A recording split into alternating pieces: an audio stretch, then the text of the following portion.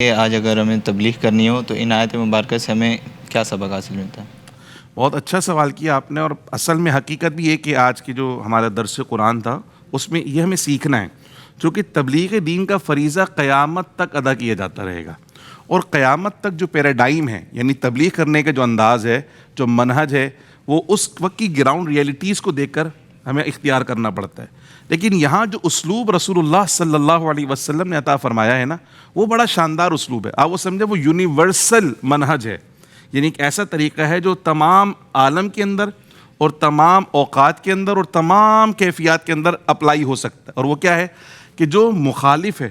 پہلے اس کا اعتراض سنیے کہ آخر وہ اعتراض کر کیا رہا ہے، پھر اس کے اعتراض کی بنیاد کیا ہے، اور پھر اگر وہ اعتراض عقلی بنیادوں پہ رد ہو سکتا ہے تو اس کو مثالوں کے ذریعے اور اس کے جو اعتراض کے اندر جو خرابی ہے، جو کوتاہی ہے، اس بنیاد پر اس کو رد کرنے کی کوشش کیجیے، ٹھیک ہے نا۔ تو پہلے اس کے گراؤنڈ پر جا کے اس کو رد کرنا اس ایسے میں ملتا ہے، یعنی جیسے ان کا عقیدہ تھا کہ عیسیٰ علیہ السلام خدا کے بیٹے ہیں، تو اللہ نے اپنے حبیب کو کیا عطا فرمایا کہ اگر خدا کا بیٹا اس وجہ سے مانتے ہو کہ ان کا باپ نہیں تھا، تو پھر آدم علیہ السلام کے بارے میں کیا خیال ہے؟